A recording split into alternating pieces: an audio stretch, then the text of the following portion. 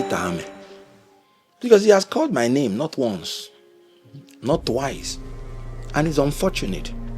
You know why? Peter Ameh came to lobby me to be the national chairman of Labour Party. Really? When we were fighting for solution. But let me even shock you. He was lying. When Peter Obi left Labour Party, one, he was very annoyed with Peter Obi. Now when Peter Obi, when they set up that caretaker committee, Peter Obi announced Nenad Usman instead of Ameh. So he was annoyed with Peter Obi. So when Peter Obi left for ADC, he refused to follow him because he wanted to stay back to lobby for the same national chairman, because they told him that there will be convention, and in the convention they will choose new leaders. Victor Umeh, even when we were all entering ADC, Victor Umeh made it clear, and he spoke to me directly, that the only chance the Igbo people have is to align with the North, and for our brother Peter Obi to be a vice president of Atiku. He said this to you? He said it to me. Wow. I Personally? told him, yes. I told him, have you told Obi this? He said yes. But that Peter Obi is very stubborn. This is Naija Unfiltered on SYMFONI TV. My name is Olawale Oluwade, and my guest today is Dr. Kenneth Okonkwo, ex-official member of the African Democratic Congress. Dr. Kenneth, nice to have you on the show again. Thank you very much. I appreciate your presence here, and thank you very much, viewers from wherever part of the world you're joining in. Welcome. So let's jump right into our conversation. And sorry, I'm starting on a pretty not too pleasant note. May 15th this year, just last month, armed bandits executed a rare coordinated attacks on 3 different schools in Orire local government of Oyo State. And when the dust settled, they had captured scores of students, their teachers and principal, women, young children and all of that were abducted. As we speak, they're still in captivity almost 16 days after the incident. Can you speak to this? What's going on, Dr. Kenneth? What's going on? Failure of leadership.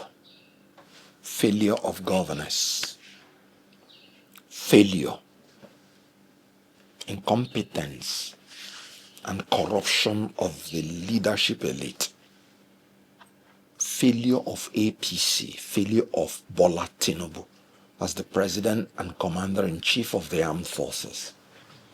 I said it before, that the measurement of insecurity under Bola Tinubu's regime can be done on daily basis. You don't need to give example of what happened yesterday to measure the failure of Tinubu's government in terms of insecurity. What you just mentioned happened May 15th. By yesterday in Plateau State, the same Plateau State, people were killed and massacred. The same Plateau State that Tinubu said it will never happen again. This week, Major General Rabi Abubakar, the former director of Army Information, with the wife kidnapped, some people killed. This week, let me tell you that I am a grieving man sitting in front of you. One of my workers, the only child to the mother, he got a news. He's from the north. The mother kidnapped. The uncle killed. And all the people in his household taken. They are in the forest now as we talk. This happened Monday, this week. And the poor boy had to go home. The primary duty of government is security and welfare of the people. If you fail in security, you have failed in all, because it's only a living person that can enjoy anything. as powerful as lion is, God himself said that a living dog is better than a dead lion. A living human being is better than a dead human being. Look at the way they are perishing the destiny of very promising Nigerians. Look at the way May 27 was supposed to be Happy Children's Day. In Nigeria, it is Sad Children's Day. Woe to people that are celebrating. And the government still celebrated that day when children are in the forest with their teachers being decapitated. And government is still releasing ill-gotten money. That's why I said corruption, for their followers to organize celebration in a nation where they cannot even sorrow with the people that are sorrowing. So it's failure of government. It is very disheartening, not just that this government fails in certain things, but the reason they give, the reason they utter. I saw Ayo Fayoshi having the temerity to say it might even be Oyo or your state government that is planning some of this kidnap and attack to paint the president black. What a shame. That reason is as senseless as somebody else saying that it is possible that Tinubu is the one planning the attacks to paint Makinde black because Makinde has just declared to be president. You see how the leaders are senseless, sorry to say it. The cause of banditry, the cause of this insecurity is criminality. Pure and simple. The banditry, the terrorism, the kidnapping, pure criminality. Let me tell you what happened. They give it ethnic and religious coloration and political coloration so that they can hide their incompetence and corruption, one, and so that the bandits give it such coloration so that they can also color their banditry. Let me tell you the origin of it. In the olden days, when people carry a lot of cash around, the criminals rob cash because they can find it. As cash is being stopped because of technology, they don't find cash again. They started kidnapping human beings to use them as a bait to collect cash. This is criminality. Let me tell you what will shock you.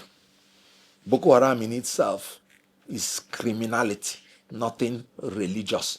But they gave it religious coloration. Remember, Boko Haram means Western education is an abomination. Those leaders were trained in Western education. They were using computer. When they were asked, you said Western education is an abomination. Why are you using computer? He said it's a necessity. Why did they form the Boko Haram? They know that if they use any other excuse, they won't get followers. So they had to brainwash their followers that it is religious. Meanwhile, they just wanted to get back to the political leadership that betrayed them after the election. They promised them things and they supported them. And those leaders built them and used them as thugs. And after the election, they forsook them. And then they wanted to get back at them. They know that if they say this truth, nobody will believe them. They had to come under religious coloration. Unfortunately, the followers will not know. So when you kill that first generation, they will carry that religious brainwashing and continue. But criminality is the source. If you want me, I will give you another example. In the southeast then, anything that happened, they say Fulani. Anything that happened, they say Fulani. When Soludo came in, after seeing intelligence, he said, look, it is 99.9% of Ndibo that they are doing this. And having identified the problem, what is happening? He faced the problem and he got the solution. And all the people are arrested and everything. You're not hearing Fulani again, Fulani. Good. Amongst the Hausa and Fulani, they will come and say, no, it's Hausa that is rebelling. Did they? So they will use ethnic coloration, use the religious coloration, but the bottom line is criminality. And so when you have an incompetent government, they would not be able to handle it, and they will start making excuses. Is it not the same political reasons that Tinubu and his followers, including Buhari, that they used to remove Goodluck Jonathan? They say he was clueless. Nobody said it was Fulanis that we are attacking. You know why? Buhari is a Fulani. So, Buhari was a Fulani. So, if you say it is Fulani, how then do you bring a Fulani to be president? So, they now said Goodluck was clueless. Goodluck was this, and that. They used it to remove him. The same people that are governing now, 27,000 persons have been killed in Tinubu's regime within 3 years. It has never happened in Nigerian history. So this is the worst government in terms of insecurity. So where is the political reasons now? If you tell them the same thing they said against Jonathan, that he was clueless and all those things, they'll say, no, you're being political. So please, criminality is at the bottom of this. All those political, ethnic, religious coloration is not true. Let me tell you another thing. Boko Haram started in the regime of a Fulani. So are you trying to tell me that the Fulani, the Kanuri, the Muslims will bring up such terrorism to remove their own in power? No, it's criminality. Dr. Kenneth, one of the accusations against us in the media space is that we love to criticize, but we don't profile solutions. Let me ask you, if you had the ears of President Bola Ahmed Tinubu, what would you advise him, his government, to do to nip this menace? It's been going on for 17 years now. How do we solve this problem of rampant insecurity that is taking the lives of our people so wantonly? How do we solve this problem once and for all? When they make such allegations that the opposition will just talk, they don't proffer alternative solution. That is the lie from the pit of hell.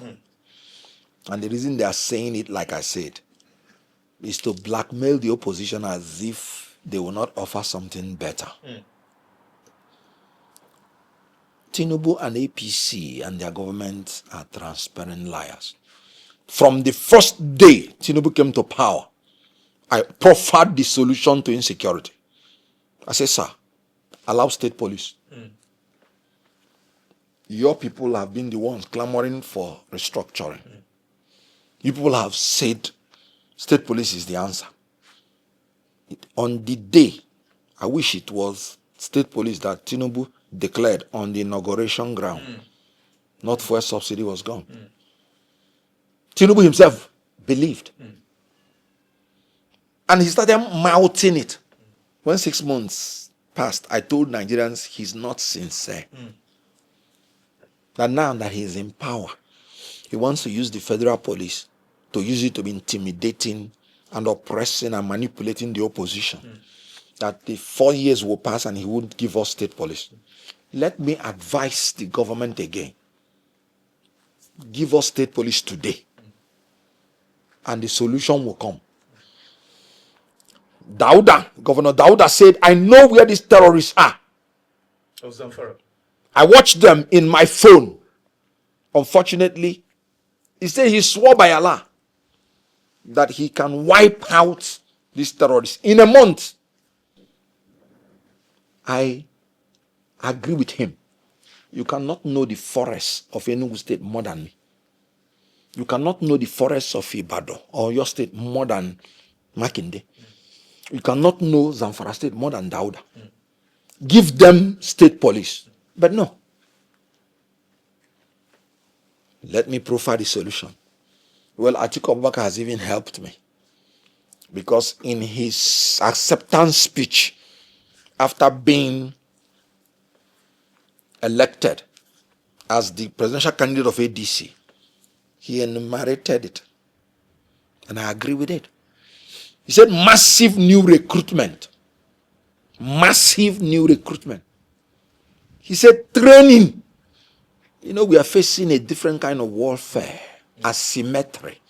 Train our men to become the lords of the forest. The battle has gone into the forest. It's no longer city warfare. Training. He said modern and adequate equipment. It has to be adequate. It has to be modern. Tell me a country as rich and as vast as Nigeria, and each state does not have at least 6 helicopters. Because now that this thing is happening in the forest, if you have the helicopters, immediately they take those people. They are trekking in the forest. Once you use your helicopter, spy plane, you trace them. And you remain on them. And you'll be giving intelligence on the ground for the ground troops. And they just go and wipe them out. Special troops, you can land them through the helicopter. Advance of where they are trekking in the bush. And they will just pick them out. Training, modern and adequate equipment. And then Atiku Abubakar talked about proper coordination and intelligence sharing amongst the security agencies. So this is effective leadership. Welfare of the men that fight for us. Look at how they will be in the bush. Some of them will not be eaten. They will not be kitted. And the members of the armed forces and police, they buy their own uniform. With how much? So please, we have the solution. We have the alternative. How do you advise a deaf and dumb government? They should come. By the grace of God, I had the sagacity of accumulating multiple degrees in management, in administration, in law, in diplomacy, and even in theology. So we proffer solutions every day, but they are dumb, they are deaf, and they will not listen. And they want to say, what is the alternative? And it's becoming blackmailers, the empty propaganda.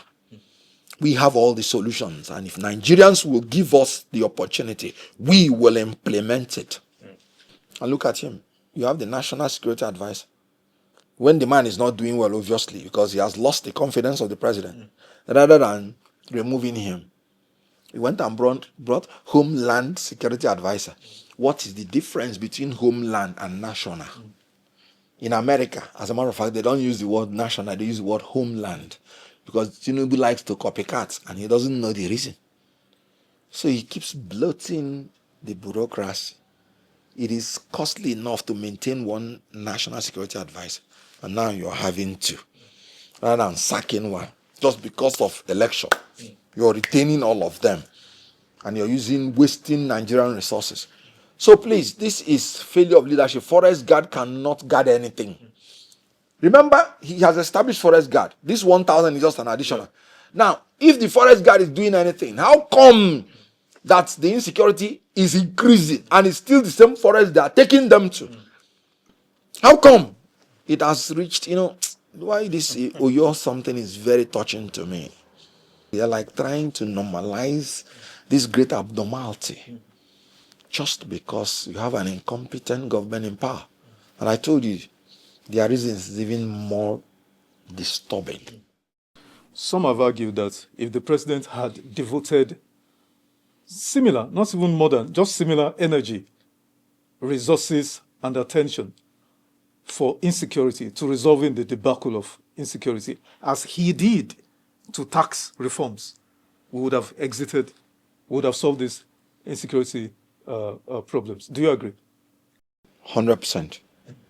Anything that will give Tinubu money, anything that will give him more money to squander on private jet, presidential yacht, solar energy for Aso Rock, first lady, first son, first daughter, anything that will give him money, that's when you know he's decisive. The tax matter was more complex. 4 different bills. They even begged him, his own vice president even begged him, his own governors begged him, sir, let there be more consultation. He said, no, consultation can go on when the procedure to pass the law will go on. Check out everything that has to do with revenue, especially taxation on innocent people. Check fuel subsidy is gone. Now, he ought to be saving up to 7 trillion naira in subsidy every year. yet he's borrowing more than 14 trillion naira. Tell me what this government has achieved except afflicting the people with taxation. So I agree completely. Because, look, we don't have ethnic problem in this country. We don't have religious problem. Nigerians are the happiest people in the whole world. Our leaders, like I said, are giving these things colorations to exploit and divide us in order to rule us. So Tinubu does not devote any time for any other thing except anything that will increase his money so that they will have more money for their corrupt ends. Can you imagine a nation suffering that level of insecurity? Darkness is everywhere. All Nigerians are providing their own independent supply. I had to join them all. You know why? When Tinubu decided to now use solar energy in Aso Rock, I now realize that not only that we don't have power, he doesn't have any intention to give us power. Because abroad, no government will go and make arrangement for its own independent power. They will need to, because they are serving the people. So they use the same thing the people are using so that they will know when the people are suffering. So I had to go and do my own. In addition to the sacrifice my son made, my son, I don't know where he got that sense. His birthday was approaching. He came to me and said, Daddy, I want to sacrifice my birthday so that you will give us solar. And it was to be a big birthday for him because he was going on double digit for the first time. I was shocked. I said, this is blackmailers. If I don't do this now, I have failed even my son. But that tells you that any leader that wants to get something should be willing to make sacrifice. Nobody in Nigeria is willing to make sacrifice for the greater good. Tinubu is not willing to make sacrifice. Because if he can sacrifice all those, his insatiable appetite to travel around the world, even when nobody needs you. So they will send people and call it lobbying, to lobby people so that he can travel. Wasting our money. So I agree with you completely. And when it comes to anything, I'll give Tinubu more money. He's very decisive. When it comes to the thing, I'll give Nigerians welfare. And that will strengthen the security of Nigeria. He is zero. No, can you imagine a president going to Jos and telling them, he went for condolence. So if anybody was there to borrow and lend Tinubu 1 trillion naira, he will leave that just in darkness. He will stay there in darkness for days to get that 1 trillion naira. But just to go and commiserate with the poor peasants that he does not have any regard for. He was telling them, I have 10 minutes to go. There is no light in Jos. He couldn't even go to say sorry. So I agree with you on that completely. Okay, let's switch gears to your party, the ADC. You just concluded your primaries all over, and there has been major fallout. But significantly, a winner has emerged. A presidential candidate has emerged. Former VP Alhaji Atiku Abubakar has emerged, defeating former Governor Rotimi Amechi, businessman, corporate guru, Alhaji Mohammed Hayatuddin. Now, they both deplored the processes that transpired to the results and all of that. But Alhaji has reached out to them. But I want you to speak to how your party is trying to manage this fallout. Good. Let me use the opportunity again to congratulate Atiku Abubakar on emerging as the presidential candidate of ADC. Using his own words, nobody was defeated. It was a family affair. They went into that contest. We preferred to have a consensus. And we did everything to have a consensus. And when the consensus was not reached, we went for direct primary in accordance with the worst electoral act that the APC has made to suit itself. And you know what happened? We went for direct primaries. Before the day of the election, more than 26 states of the Federal Republic of Nigeria endorsed Atiku Abubakar, starting from Enugu State. More than 26 states before the day of primary. And they did it openly. So the issue of rigging couldn't have ever arisen because 26 is more than 2/3. And you know the secret? When they keep saying why Atiku wins, it's now I'm even understanding even more about this man. Despite the impression people are saying that ADC is this and that, even Atiku himself knew that ADC was not set up for himself.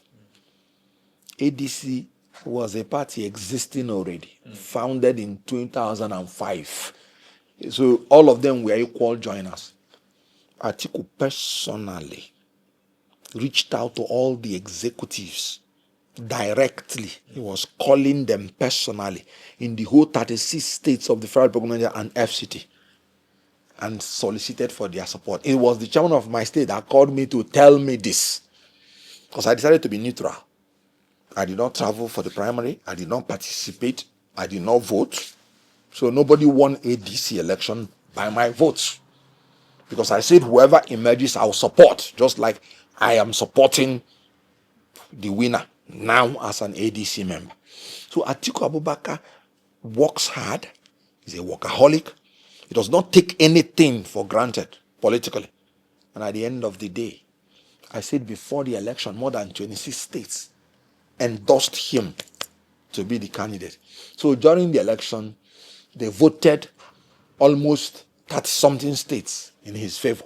And he won clean and square. Anybody that tells you there was rigging, why not ask the person? Please be arithmetical and quantitative about it. Produce your evidence that it was rigged. And then I will interrogate it.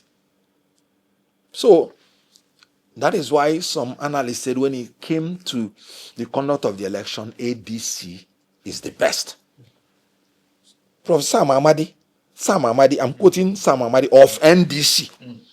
He said when it comes to the issue of organization and obeying the rules, ADC is the best. So I congratulate him, and we have started well and we are moving to victory. That was why it was easy for Atiku Abubakar to reach out to those people, because we are developing a culture where people, when they don't win, they want to express some of those misgivings, maybe to be pampered. And then in democracy, we have learned to pamper them. And so they are our brothers. Atiku made it clear. It is not when you win the primary that you win the election. That's why I'm saying nobody is defeated. We are going into the main thing. So I salute Amechi. I salute Hayatuddin. They at least went into the contest. Some people ran away. Obi and Kwakwanso ran away. So who do you respect more? They went into the contest.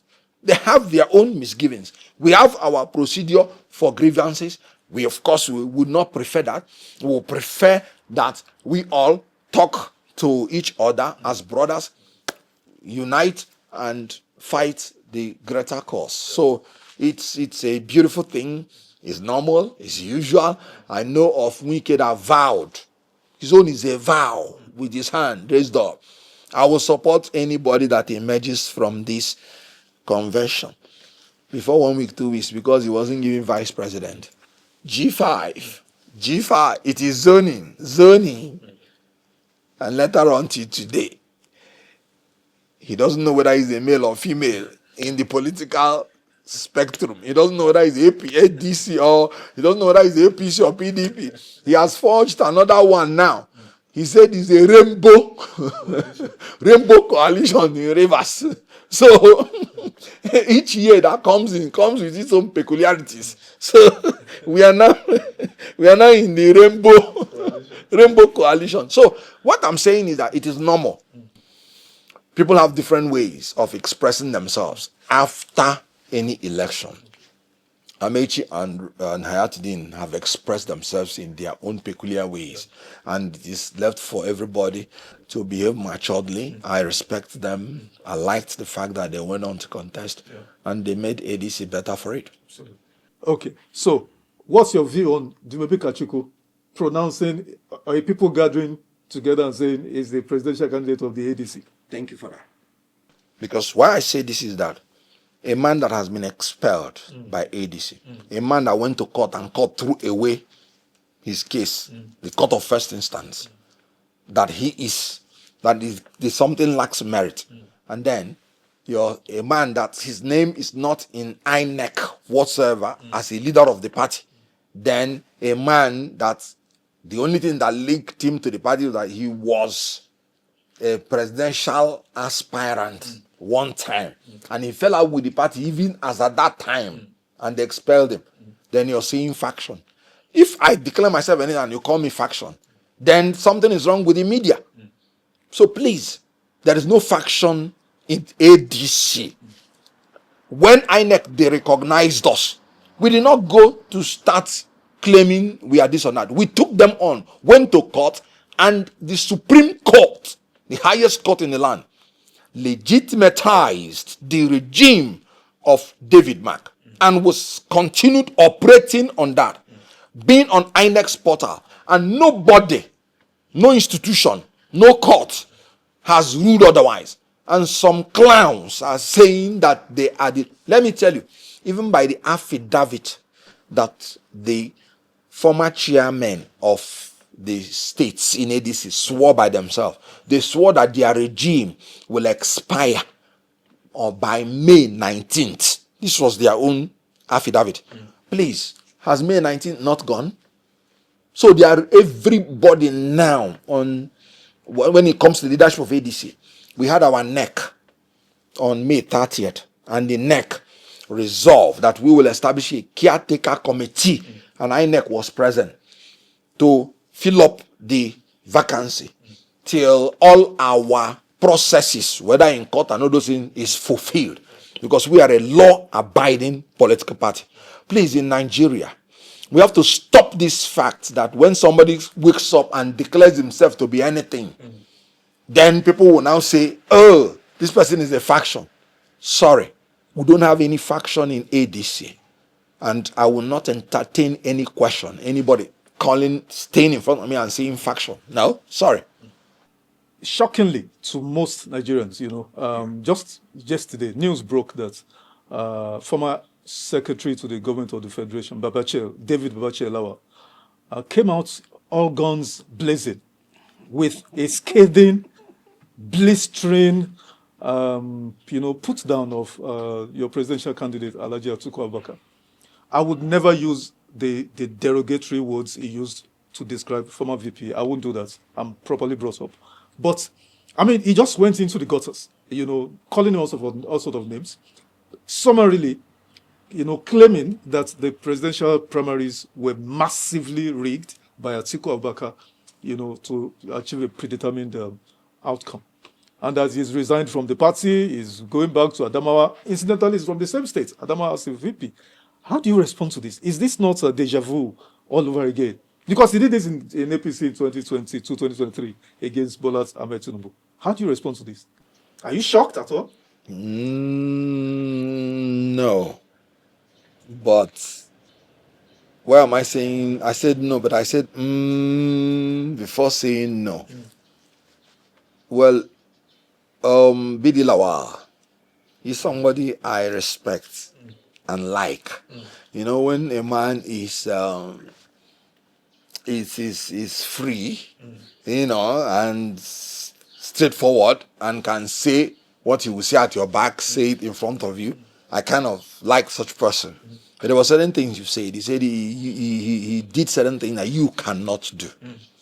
That's the problem of people who are erratic, who may be annoyed because of something and then react on the impulse, only to later on realize in future that I wouldn't have done this or done that. There was simply no basis for that. If you ask me, I say maybe something just annoyed him and by his age, you will understand. You know what BD he said himself? He said he will not contest for any post, that even his own wife will not vote for him. Because the wife will say, no, you're not someone like you. Cannot, before you go there, scatter everything. Wow. This was BD himself talking. Wow. So, BD knows he has that problem, and then he knows that he needs maybe a kind of rehab, to help rehabilitate him. On ordinary day, BD is a very funny, easygoing guy, but whenever you annoy him, he's capable of saying anything. By the contents of those letters, you will know that it's a personal attack, not based on principle, not based on any facts. Like I said, BD, you did not contest the presidential primary, so nothing was rigged against you. So who was it rigged against? What are the figures? So there was no basis to say election was written. No basis. I was even surprised that I had to score 669 in my own state, Enugu state. Me, I was like, so I had to do now, I had to follow. I'm the leader in Enugu state, but to tell you how things were. Now, he made mention about, talking about trying to insinuate, the terrorists, this and that. I had told you that criminality is the basis of our insecurity, 100%. If BD has anything against the Fulani, and I'm sorry to bring this, I never knew and I never heard about the name BD until a Fulani president made him the SSG. Why did you accept? I'm being very realistic. The only post he ever had that made him to be known was given to him by a Fulani, whom he himself confesses that the man himself has a lot of likeness for him as a person. The people that brought down BD, we are not Fulani. BD, like I said, we took to some likeness with each other because we are frank. I wouldn't say certain things, but Atiku Abubakar himself, let's talk about him. Because when you associate Atiku Abubakar with certain things, it becomes funny.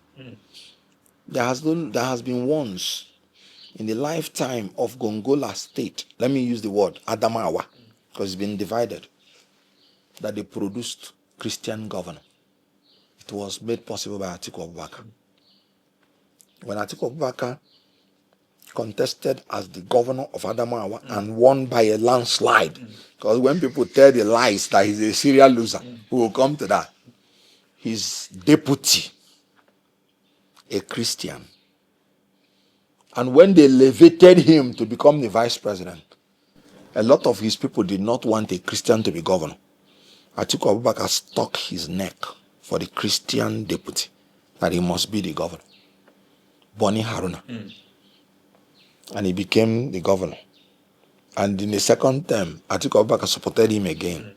And he became the governor for 8 years. Does this, in Atiku Abubakar, appear to be anybody that is religiously bigoted? Atiku Abubakar has never agreed that he will run with a Muslim ticket, no matter how profitable it would have been for him politically. He rejected Tinubu in 2007. He told Buhari that the only condition I will support you is that it has to be a Christian vice, because Muslim will not work well for Nigeria. Does this appear to you as a man that is bigoted? Then Atiku Abubakar has been a Democrat and has paid a lot of price for it. During third term regime, he fought his own boss to ensure that we don't have life presidents in this country. And that is why he's paying a price. There is this advert people bring They say, I said that Atiku Abubakar is corrupt, this and that, this and that. I laughed. First of all, let me thank them for making me to appear as a man who had a job to do and he did it diligently well. My job then was to take out Atiku Abubakar. And I took him out to ensure he's not president and my candidate to be president, and will believe he won. Those statements of corruption, I was citing a source. I was not the source of them. It was written by President Obasanjo to get back at Atiku for Atiku refusing to support his third term. But I saw it and it was beneficial for me. It was not my duty of care to promote him. If the people then did not know how to promote him, that was their business. But let me tell you something about that statement by Obasanjo, for you to know how this man Atiku has paid a lot of price for being a Democrat. Can you imagine the president who had a vice president and is now shifting that the vice president is corrupt and he himself is a saint? Meanwhile, in the Constitution, all executive powers are vested in the president. Please, how much power does Kashim Abubakar, Shetima, how much power does he have now in Tinubu's government? Yet, Obasanjo was right that Atiku Abubakar was corrupt, and he himself is saying. Now, let me tell you briefly. Atiku Abubakar left as vice president 2007. How many years? Going to 20 years. No corrupt institution has ever invited him to answer any question for corruption. And he has been an opposition leader since then.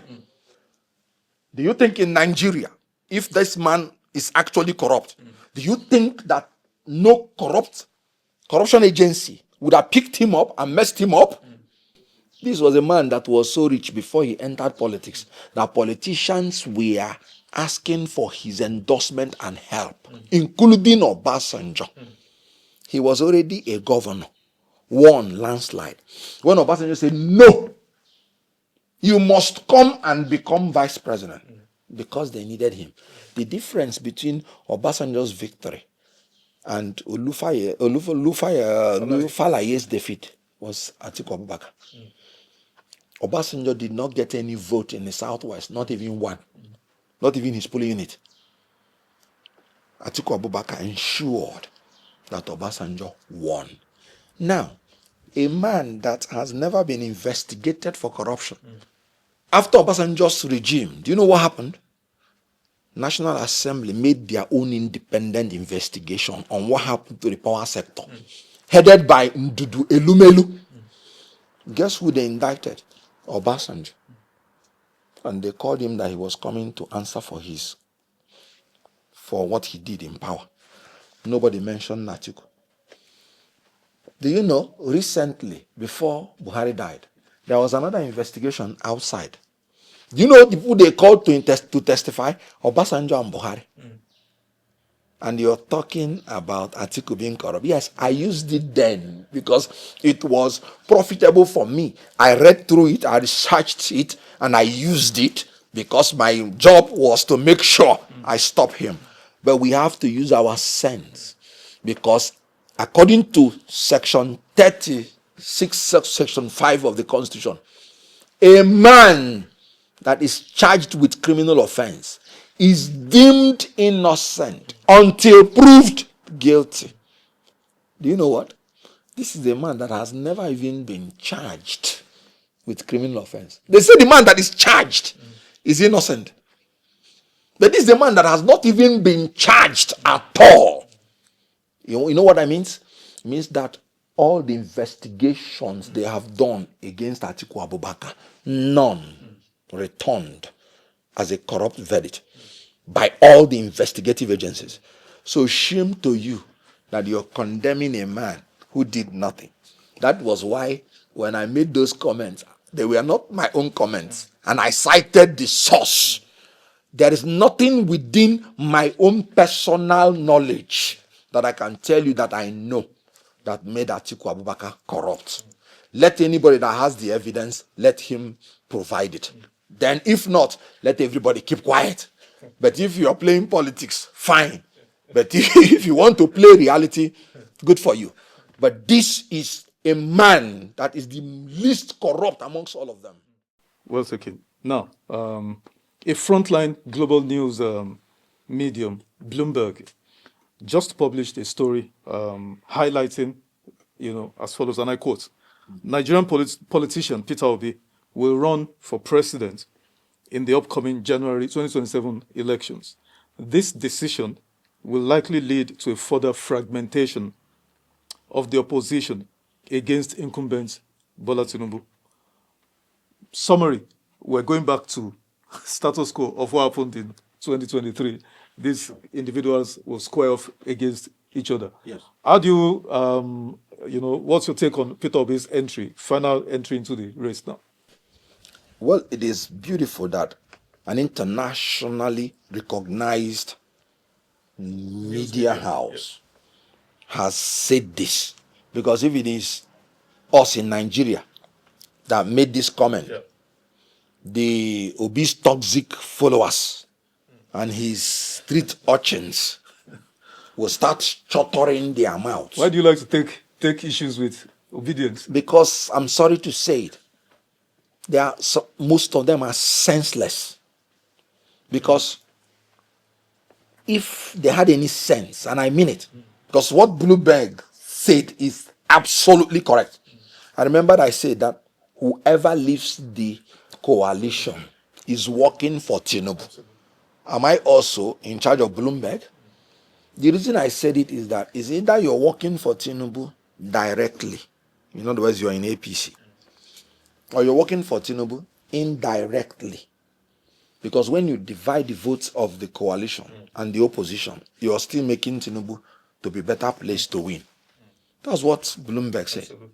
Now, nobody forced you, Peter Obi, to enter into ADC. You entered on your own. And 1 week to the end of the closure of the time, you left. And you gave the reason. What reason did you give? You can't compete in primary. And you want to be a politician. And you can't compete in primary. You want to be the president of a challenged country. And you're running away from challenges. Let me tell you, the truth is that in 2027, anybody voting any vote whatsoever to Peter Obi, you're voting for Tinubu. And don't say that I didn't tell you. And I will give you an example with Enugu State. In Enugu State, we worked very hard in 2023 for Peter Obi. And from the presidency down to the House of Assembly, we won all our elections under Labour Party. I believe that Peter Obi won. I believe that the governor, Chijioke Edoga, that ran under Labour Party in Enugu State, I believe he won. I believe that our senator won. I believe that our House of Representative person won. I believe that the House of Assembly won. And all of them won under Labour Party. So they won because we voted for Peter Obi and because we voted because of Peter Obi. Today, all of them are members of APC. All, without exception. We lost our senator. The House of Assembly member we voted for has joined APC. The House of Representative member we voted for under Labour and because of Peter has joined APC. The gubernatorial candidate, I believe he was rigged out. He himself that was rigged out has joined APC. Card carrying member. And they have given them the tickets in APC to run against us and against Peter Obi. Then Tinubu himself, APC. So the governor now sitting is now APC. So I went to vote 2023, believing I'm voting for Peter Obi. I'm believing I'm voting because of it in Enugu State. And today, all my votes now, APC has been the beneficiary of all my votes, all my suffering. APC owns it now. So I have now voted indirectly for APC without knowing and without my consent because of Peter Obi. Now again, the people that are following Peter Obi now in Enugu State, I'm giving Enugu State because that is the one I can tell you the evidence. Are the people that were in APC and PDP in 20 that fought us. So they are the ones now following Peter Obi.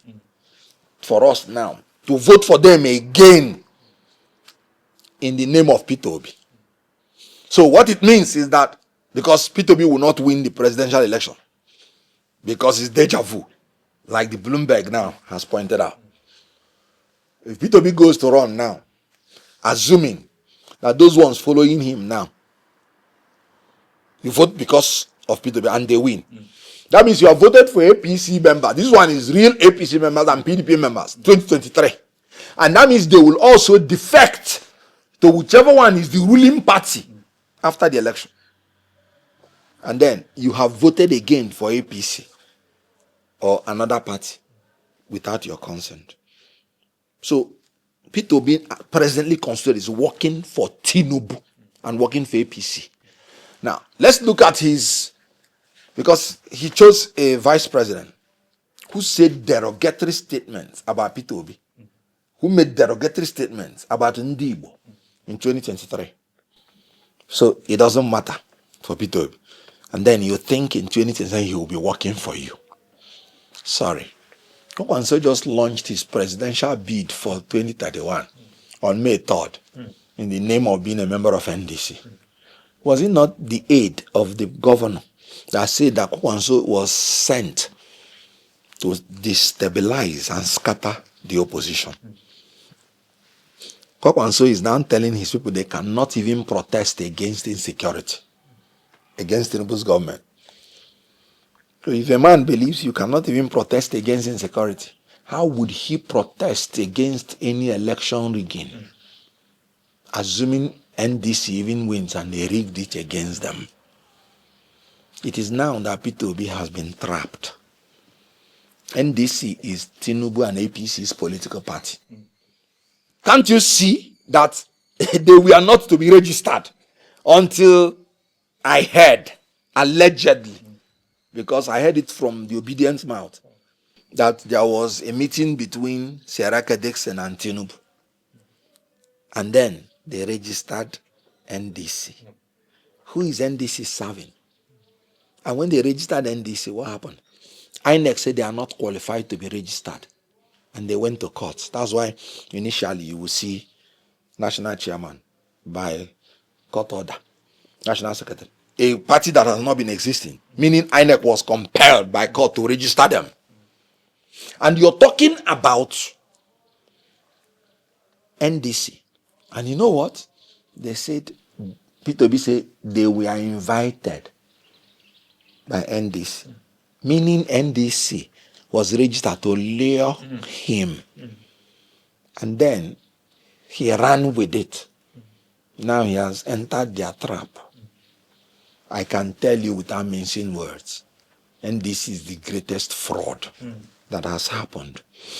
Those people that left ADC in my state, Enugu State, and went to NDC, you know what they called me to tell me after the primary? They said those that wanted to be House of Rep member, after paying their fees, they were told they were going to pay a bribe of 10 million naira. And they paid. Those that wanted to be senators were told they would pay 20 million. And they had to pay. And after that, they still collected their money and failed them. I don't need to tell you. Real aspirants said this. Aspirants said this to me directly. Real aspirants on that NDC said that has contested. And then they after collecting their money. Yes. They paid the stipulated fees. Yes. They paid bribes. Into the accounts that they were given in NDC. Wow. And they were still denied the tickets. They were still denied the tickets. Some of them are pleading to come back to ADC for us. I told people, after the primary, you will know whether what I'm saying is true or not. So it is a criminal enterprise. Okay. What about what my own sister, Aisha, said and wrote publicly? He said they used indirect primary as delegates primary to conduct against the Electoral Act. This was in her own letter. He said they went to do election through the back door, through the back room, and that she was denied the ticket unfairly. Look at that. But he said because of Peter Obi, she will remain. I wish Peter Obi will have the same spirit to say that because of his own followers, he would have remained in ADC to secure their welfare. Barrister Kenneth, viewers listening to you will be amazed at, this serious, I want to use the word allegations, that the NDC is the biggest criminal enterprise. And with all the shenanigans that went on with the primaries, I've seen some of those videos anyway. But I want you to quickly take this together. Because when people listen to you speak about Peter Obi, questions have been raised as to, is there any personal animosity between both of you men? Did you guys chase each other's wives or something? Or is there a piece of land you fought over? But then listen to what, I sat with some of your former colleagues in the Labour Party. I sat with them one-on-one, not hearsay, no rumors. Honorable Afam Ogene alleges, that your actions, your words are politically motivated for personal gain. Peter Ameh, somebody you know very well, a former chairman of IPAC, says that Peter Obi is the one that gave you this popularity that you enjoy so much. And personally, I tried to ask him that Kenneth Okonkwo is globally renowned for movies. He said no, it was Peter Obi that brought you to personal, national fame.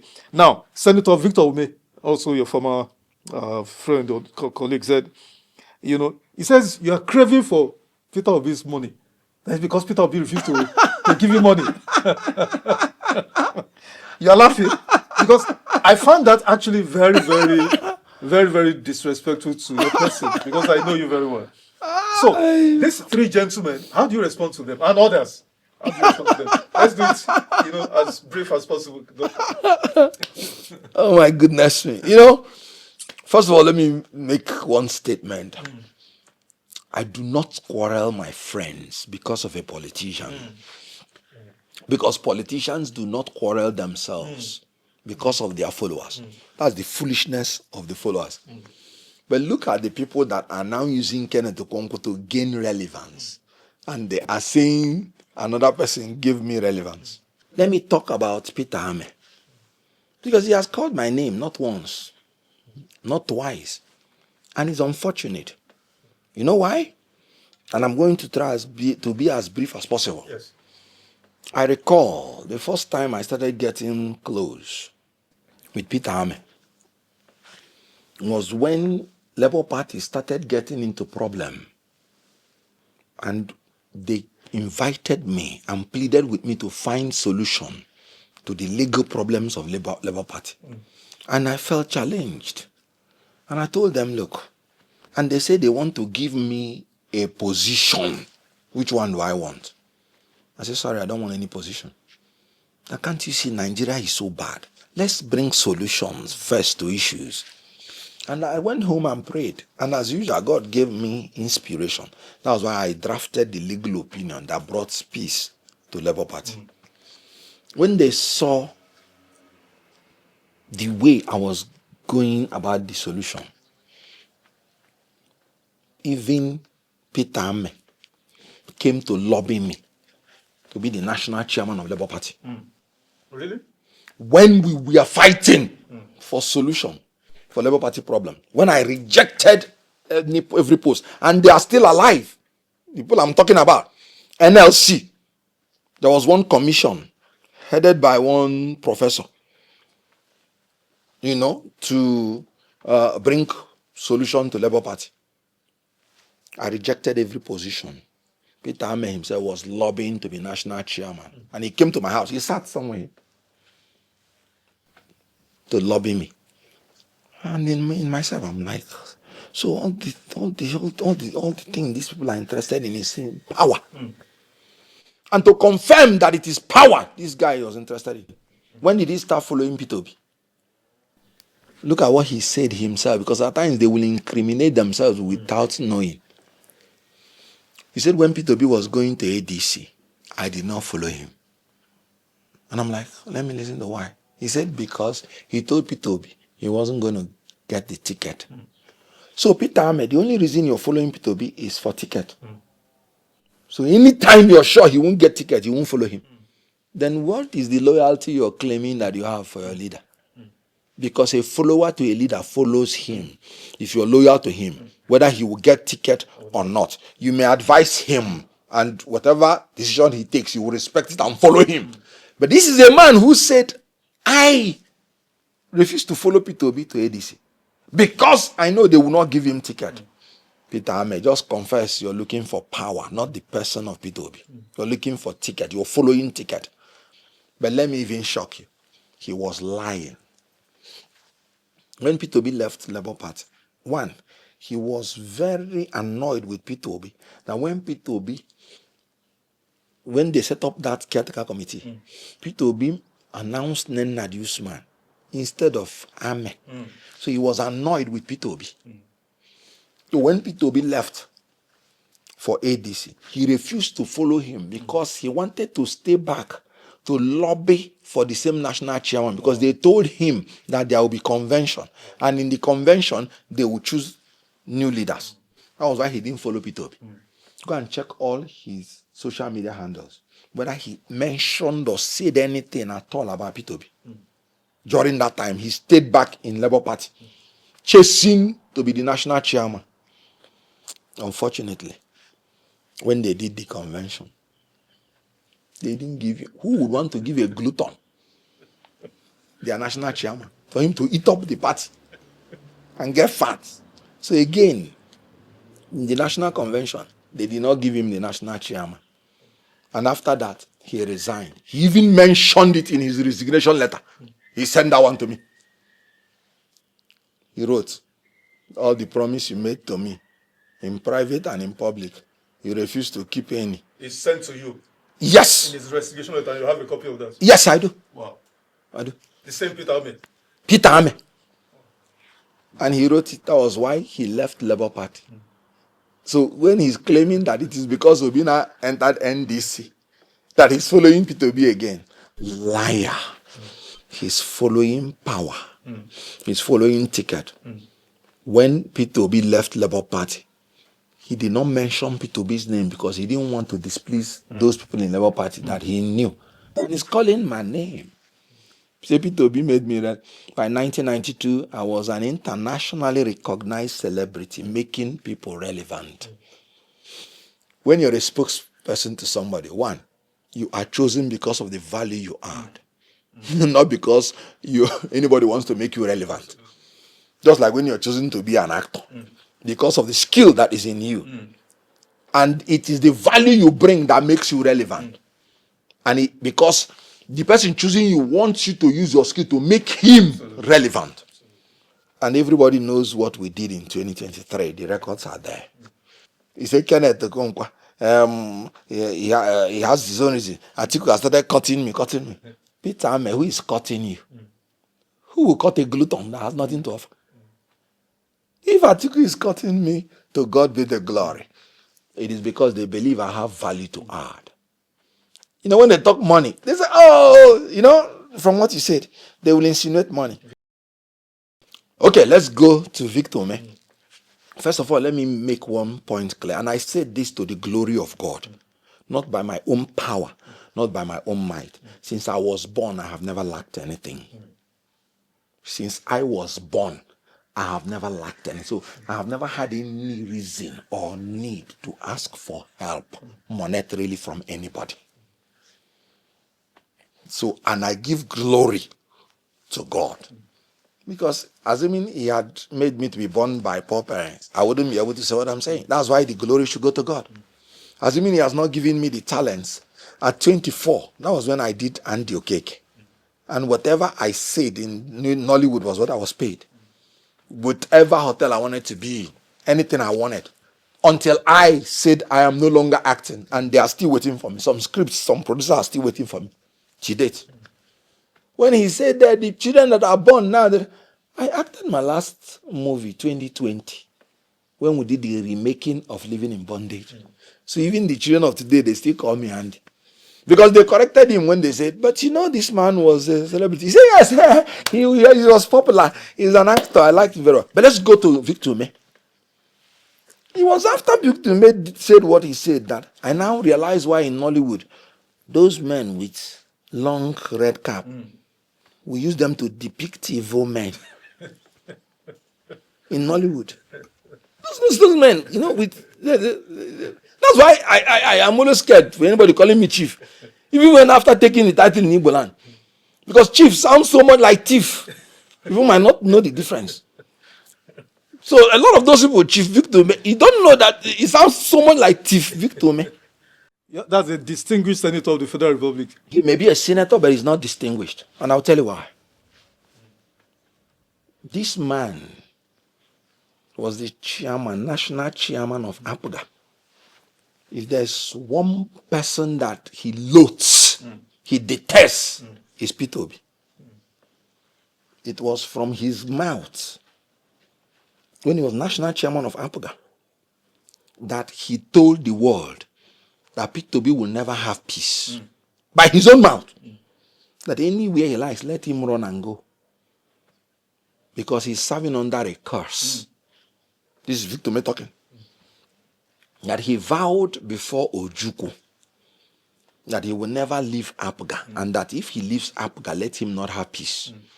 And that he's condemned forever, that he will never have peace. It was Victor Umeh's mouth that said this.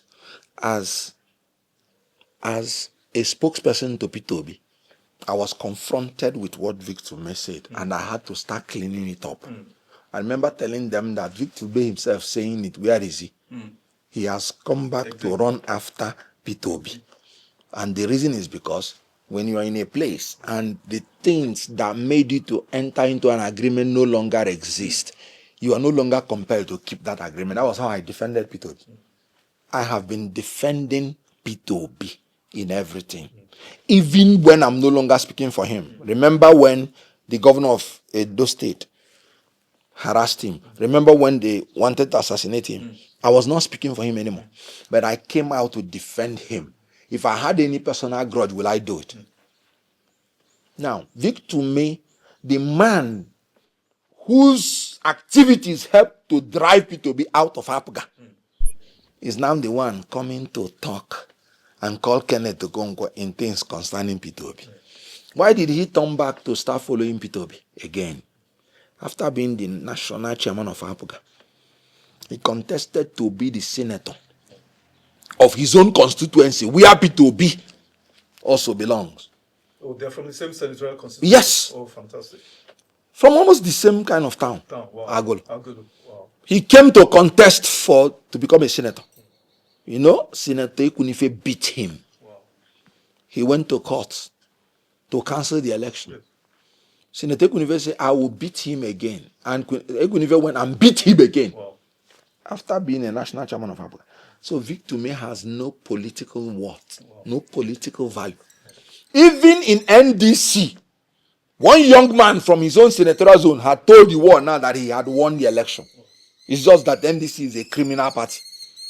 So they may deny the young man of his vote to give to these evil men with long cap.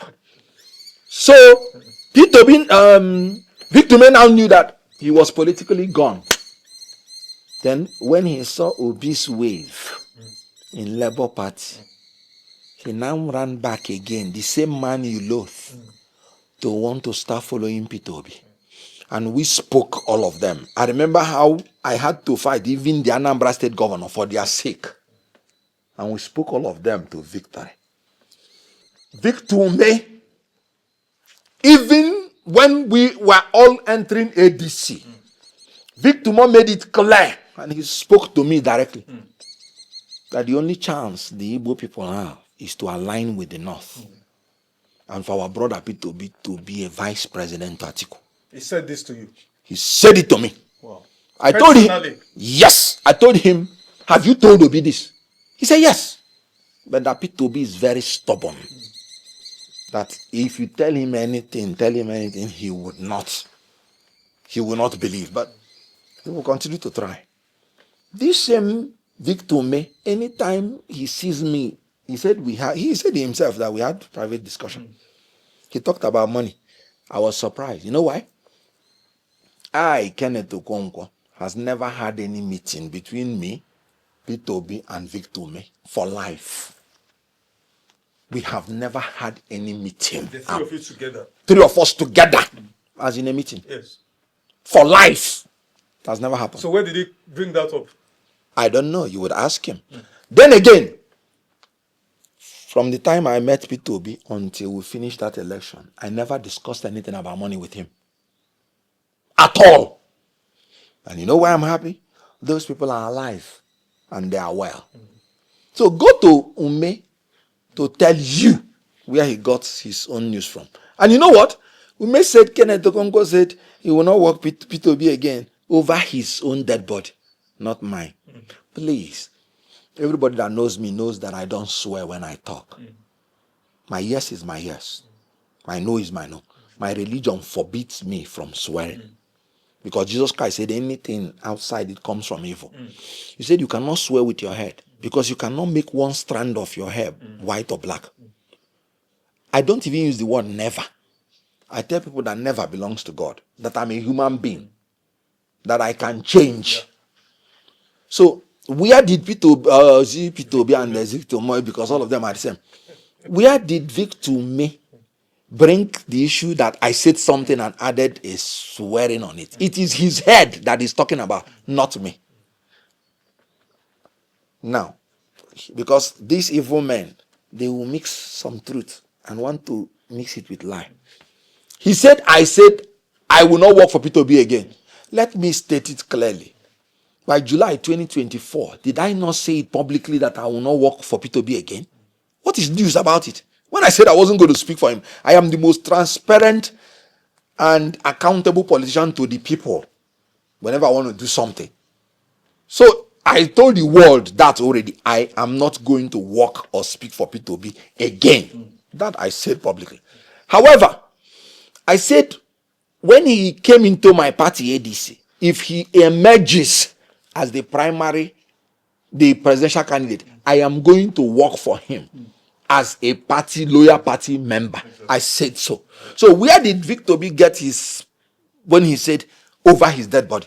Now, whenever Victor Umeh sees me, he praises me. He pours blessings upon me. He said one of those ones in front of my wife when we met in an occasion, because we have never had any meeting, me and Victor Umeh, as in called for a meeting for us to sit down and have it. We have never had it anywhere in the world. So when he say we have private discussion, it is only like we meet in occasion, this and that. So in one of the occasions, after I had said I am not working for Peter Obi, after I had said things about him not being decisive, when he met me in one occasion, he was praising me and thanking me for what I'm doing for Ndi Igbo. In one of the occasions, he said it in front of my wife. The last time I met him in an occasion in Enugu, I was the one that was called to give him an award. And in front of the whole world, he didn't need to praise me because I was the one giving him an award. But he stood up praising me and blessing me. So when Victor Umeh, like I said, when he saw he cannot survive on his own politically, that was when he now knew he's an adventitious route that needs to put his proboscis inside a taproot so that he'll be sucking that taproot. That was when he now knew he needed Peter Obi. That was when he started following Peter Obi. And he would say all these useless things at the back. So when I now said, that time I said if Peter Obi leaves the coalition, then he's a mobile squatter. Yes. And he's working for Tinubu. Then he sent me a text, I shouldn't be saying this. It will not work well for me. I say, enough of your hypocrisy. You're a hypocrite.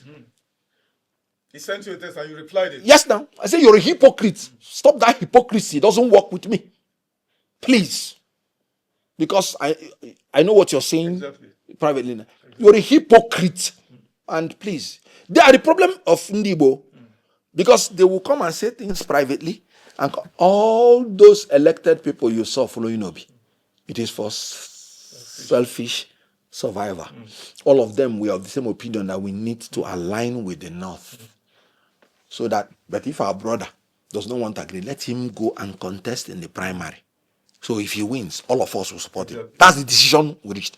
But if he doesn't win, let him align with the North so that we can defeat Tinubu and stand a better chance for the North to support us when it is now the turn of the South. And we were to make a negotiation so that the person will govern for 4 years to finish the remaining part of the South, so that it will come to the Southeast. We did not believe that South is going it alone can win an incumbent, and that we need the support of the North. All of us agreed. And Peter Obi came into ADC based on that agreement. But like I said, they used NDC to lure him. And being an extremely selfish man, he left all the people. Peter Obi is one of the person that can never fight for any of his followers. Once he gets his own, let the followers go to hell. He doesn't care. Now, did you say Afamo again? I thought you were going to. That's a perfect gentleman. No, thank you for that. That's a perfect gentleman. Afamo again, I would have spared him, but you have to spare him. I don't know whether to spare him or to on my behalf. Okay. Let me just give him little. Now, when Afamo Gene them were elected, before they got into the National Assembly, we had a meeting. And in that meeting, with all the elected people on Labour Party, I stood up, House of Rep. I begged them. Thank God other people were there. I said, please, if you want to respect Labour Party and prove to Nigerians that they are not wrong voting us, that they were not wrong voting us, please maintain your independence. When you go now for this election, choose one of yours that he will be the speaker. And once they count the votes and it's 34, Nigerians will know that you're not choosing the person to win, but to prove to Nigerians that you are independent and you have come to challenge the status quo. That please don't go and be swallowed by APC from the one. If you ever take their own candidate, you are swallowed from the one. Afomogene was there. They went into the chambers. After they were giving injections. Were you there to know whether they give the injections? Thank God it was open ballot. When it reached Afamogene's turn. And do you know the funny thing? They had promised to make Afamogene the minority leader. When he stood up, he said, my heart is for Idris Wase, but my vote will go to Tajuddin. I heard it. I said, what? Wow. So this is a man who could not even follow his heart because of inducement, because of corruption. And you are able to say it publicly. Your heart is with Idris Wase, but you will vote for Tajuddin. Corruption. Open confession. Maybe it was conviction, not corruption. You follow your heart. Jesus Christ said, where your treasure is where your heart is. So spiritually, his treasure was Ibrahim Wase. But because of corruption, he voted for Tajuddin. This is the same man saying, Kenneth Okonkwo is paid to be an actor. Yeah, what, did I tell you I wasn't paid to be an actor? We need to move. Hold on, lastly. Because a man who could not follow his heart, do you know what happened? After that, I called him. I said, Afam, what happened? You couldn't even follow your heart. Even if you are sensible, why would you say your heart is here? Do you know what? Because of that, they did not give him the minority leader. They denied him that. Because they were like, this corrupt person that will take money from us. And you will come to even tell the world that your heart is this place. And at least Kenneth Okonkwo follows his heart. Afamo Ogene could not follow his heart. We went to Ibadan. The last thing I went with him, where he was part of the Ibadan delegate, where we agreed that all the opposition parties will produce one candidate. And they were there. Ibadan Summit. Afamo Ogene was there with me. We joined the same flight. And all of us agreed. And within one week, 2 weeks, this and that, you are already coming out, running after Peter Obi. And is that a man? His heart is with ADC. Let's move on. But his vote is for Peter Obi. So that he will secure his own seat in Anambra State, Chikina. All these dishonorable men. No, that's too strong a word. No, very dishonorable. No. A man that your heart is somewhere and your vote is somewhere. Are you an honorable man?